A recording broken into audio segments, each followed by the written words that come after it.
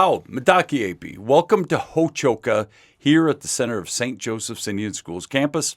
I'm your host, Scott Wooster, and with me today is a very special guest, Casey Walsh, from our museum here on campus. Welcome. Thank you. Thank you for having me. Good to have you here. You're better at introducing yourself than I am because I can give your name and I can say where you're from, but just tell us the museum, the name of the museum. Okay. It's the Aktá Lakota Museum, Historic and Cultural Center. Yep. We're here at St. Joseph's Indian School. Exactly. And you are, what role are you in over there? I am the curator, but I wear a lot of hats.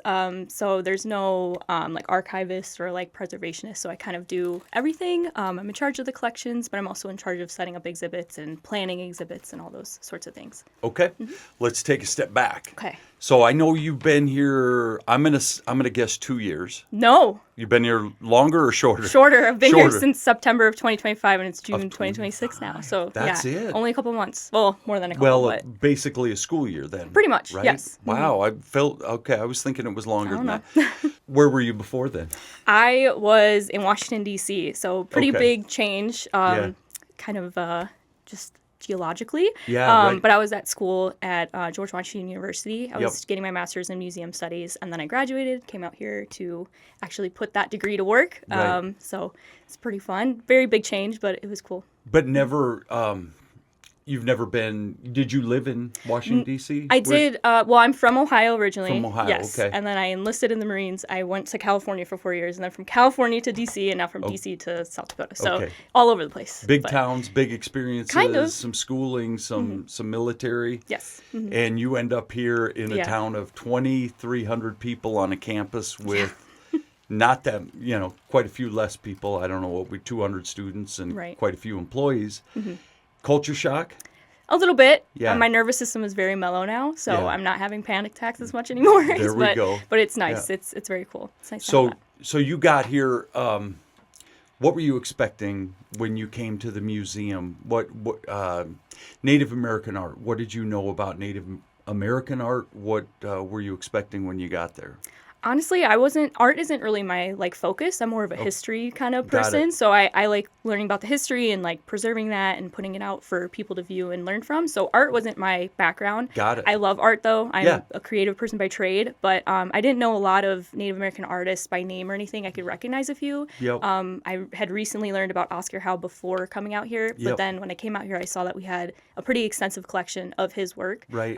So I thought that was really interesting, and also he's from the area, if I'm not incorrect. Yeah. So that's the basis of my understanding. I didn't really have that much art background, but it's fun learning about all of them, meeting some of them as well. We have 2 artists that are part of our collections committee board, so I get to meet one of them twice a year and talk Okay. with him, and I love his artwork, so it's kind of cool to see the artist that creates it, and he's in person, so it's cool. Yeah.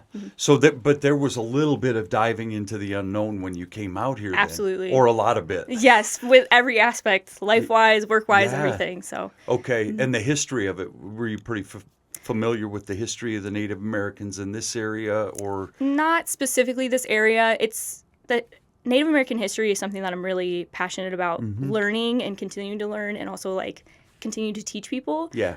It's not something that I know like the back of my hand though, so I'm Right. always learning. Continuous learner throughout your life. You're always Exactly.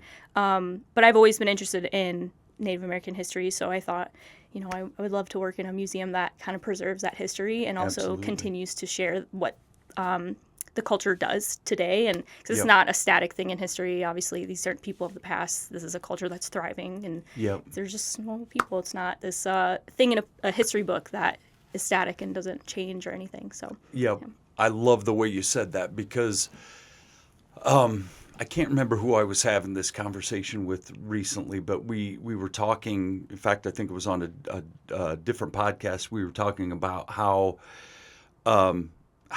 Native Americans want to be represented, and I don't get to decide that. You don't get to decide that. Each person can do that individually, but the point is, they're living, breathing human beings. The past is certainly part of them, and but it doesn't define exactly who they are today. Most people want to be known as individuals and known based on their own merits, and right. which kind of leads to sort of my understanding, and you're going to help me out here a lot. But the exhibit that you have right now is called Modernity Meets Tradition. The subtitle is Real Tradish. And Real there's Tradish. Popular cultural kind of reference to that, but I Yep. can explain that a little bit more in detail. Please, go ahead. So the exhibit itself features a lot of art pieces that we have in our collections that have elements in it that show the blending of modern tradition or modernity with traditional elements. So Yep. whether it's like beadwork or there's someone dressed in regalia, but he has like a pair of Ray-Bans on or a pair of Okay. Converses next to some moccasins. So just little hints here and there.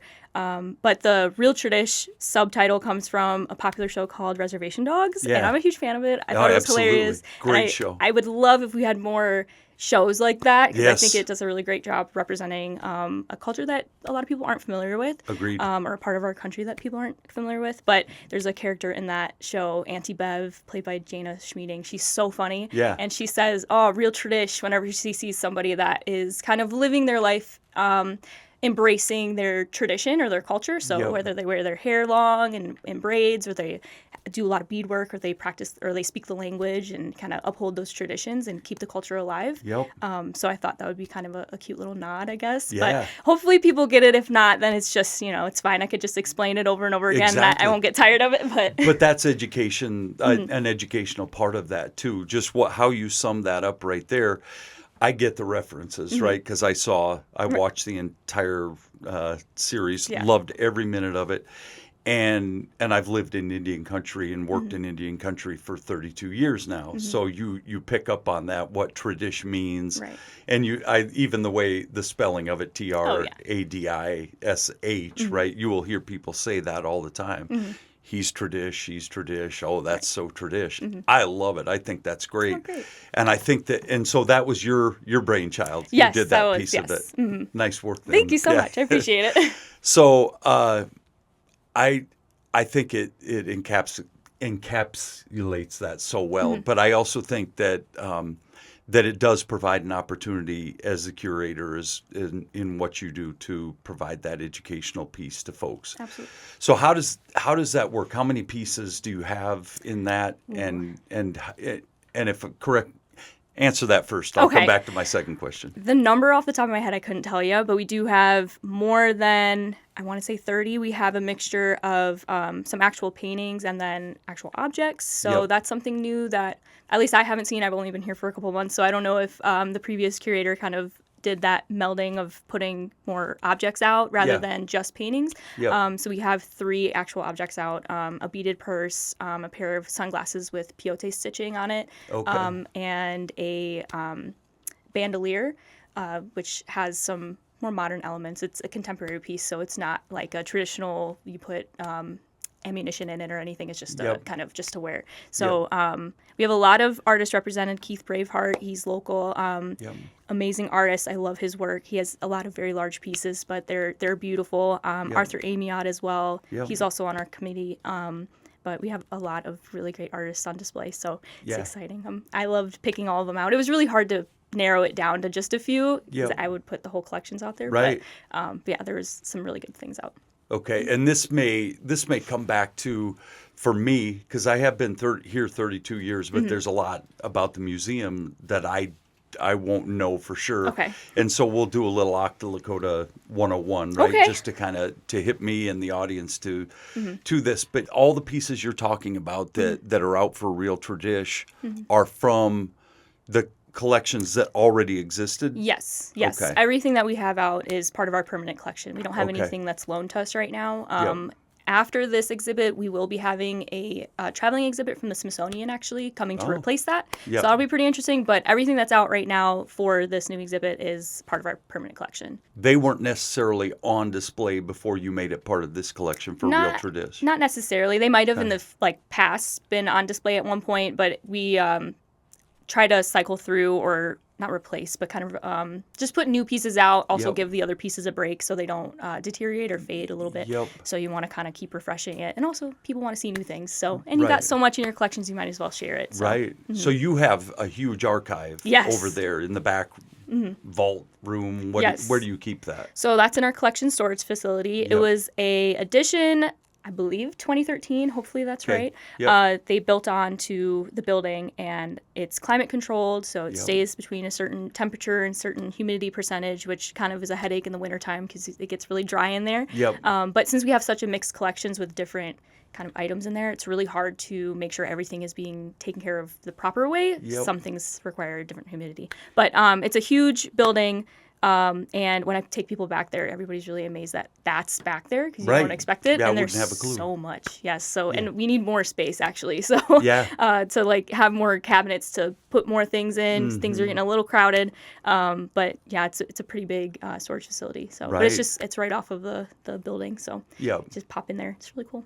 So your job as curator is to take those pieces to figure out which ones deserve to be out in this display and which don't. That's Yes. got to be a tough thing to Oh do. yeah, and to make sure it's engaging and something that people want to see, Yeah. and it has to match a certain mission, and yeah, it gets a little tricky sometimes, but it's fun. Yeah, exactly. So how many? What are the dates? The dates: July 1st is when it opens, Okay. and October 31st it will be closed officially Okay. and taken down, so then we can have that other traveling exhibit come in and replace it. Okay, so it'll be up for what, 4 months if my math is even Your close. math is probably better than mine. Okay, So. 3 or 4 months or Yeah. something like that. And it will be up during the Wachipi, our Yes. 50th annual powwow, which is going to happen in September. This exhibit will be up, which I Yes, think it is cool. Oh yeah. And I like the idea of, again, the real Tradish speaks to me, and I think you can make it speak to other people too if they're not aware of what that means, because it's a piece of understanding the current culture that I think is important for people to get a handle on that. Absolutely. Okay, so what is your most eye-opening thing that you've experienced as the curator of the museum, would you say? Oh man. Like just museum wise or just in general? Let's say what you've experienced in Okay. the Aktá Lakota Museum. I guess it's more of a personal thing, but I was really worried going into this that I wouldn't be able to handle this position, especially because I'd be the only one. I'm also really young in this field, and this is my first like official museum job, Right. and it's like the museum job that people try to work for, Yeah. other than director. To be the curator of a exactly, museum, yes, yeah. because you make a lot of decisions, and I made one exhibit as like in a class kind of project, which was right. really fun, but it wasn't necessarily doing it all on my own, installing it all on my own, Yeah. and planning it all on my own. So I was worried that I wouldn't be able to, but I surprised myself. So Yeah. that's something that I think was, I don't know if That's that even answered great. your question. But Yeah, no, you did completely. I love that answer because you have to start somewhere. Right. And as I would tell my kids, as a counselor, I would tell the kids, you're not going to be comfortable and confident the second you set off into something. You can't just jump into something and be that experienced person. You have to get that training as you go along. Right. So to be intimidated, to admit that is a big thing that I want them to understand. You go into something and it's okay to not know what you're doing. It's okay to not know what you're doing, and when you get in it, you find out, as you did, that I do have the skills for this, and this is going to be something that 40 years from now you'll look back and go, why was I? You'll probably appreciate the fact that it was exciting and brand new and all those kinds of things. So. We don't have a ton of time. We're trying to fit this in a 15-minute time slot. But I will say that I think, and from as long as I've known you, which has been this school year and seen you a few times, but I would think that your youth, your willingness to learn, your enthusiasm for what you do has to bring so much to those collections and being able to figure those things out. I love it. I'm because I don't get to see behind the scenes over there very often. So I would think what you're doing is bringing so much to that. Thank you so much. Absolutely. But I do want to start doing more like museum programming that gets the kids involved. So I had a student art show we had a student art show going on, and then we had a gala for it, and trying to get the kids come and celebrate their creativity. So just being a little bit more involved with the public, I guess, in general, but kids Yeah. also, because history's fun. I enjoy it, and some Yeah. kids find history boring, but I think it's something that you gotta, learn about for sure. What a chance to bring it to life too, and the fact that our kids can sit in the classroom and learn about those kinds of things, but how many kids have a museum Right. on their campus? And go see what they're learning about. True. Yeah. True, and a museum about their Right. culture. Yeah. It belongs to them. Absolutely. Yeah. What you're showing on the walls belongs to the kids that go to school here. Right. And I just think that's such an opportunity for you to share, as I said before, your enthusiasm with them. Yeah, So definitely. whatever it is about it that lights you up and that would light me up as somebody that would walk through there, the chance to light those kids up and say, this is who you are is a pretty neat thing. Definitely. So Yeah. there's Yeah. that teaching piece that goes into sure. that too. And my wife Lorraine teaches Native American Studies. I know you know her well, but she does the cultural trip where she literally takes them out into the living classroom and shows them the places where their culture's history happened. And you get that opportunity to do that over in the Right. museum too. Yeah, to physically, that's what drew me to museums, was like to be able to physically hold history or something that witnessed Yeah. history. It's incredible. I'd love to take the kids back to storage and be able to share yeah. their history with them. And Yeah. So, but that's something for the future, I guess. Yeah, it is. And one thing about being new to that job as a curator too is you can curate, Yeah. and not to get too cute, but you can curate that for the kids too, and curate Absolutely. how that job looks going forward and how much you can interact with them. So you get a lot of tourists that come through there, and Yes, we're in yeah. the busy part of the season. Yes, right now? yesterday I believe Wanda tracked 169 people that came yesterday. Okay. So it's been Wow. pretty 200 people per day usually throughout Yep. the week. Sometimes we have some low moments, but it's Yep. it's been picking up. And are for sure. you out front interfacing with those people? most of the Sometimes I time? am. So when I give the tours, I will be. Right now, I've been really busy with installing, so they've been Yeah. watching me install. So I get a lot of questions right now because I'm in the gallery space. But Yep. sometimes I'm in the front and I greet people and get to know where they're from. We had a Yep. couple from Europe today, so that was kind Okay. of fun to learn where they're from and why they came out here. And Yeah. yeah, Yep. it's cool. And they bring their curiosity with them, Absolutely. which is great. Their open-mindedness for sure. Yeah. Mm-hmm. So, and I would think that would be pretty neat if you're doing the install and they get to watch you do that Oh, in yeah. real time is kind of a neat Definitely. opportunity too. Well, cool. We're out of time, but Okay. thank you for joining. First of all, for joining us in South Dakota, taking you. that leap of faith to be here. I hope it lasts a long time. I hope Me you get too. to stay around here for a long time and be part of this culture and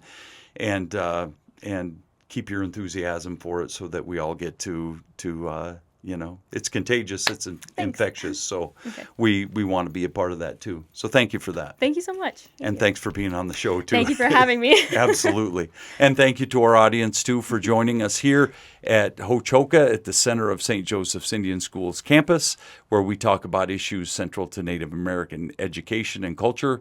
Find us wherever you get your podcasts, and we'll see you next time. Until then, stay centered.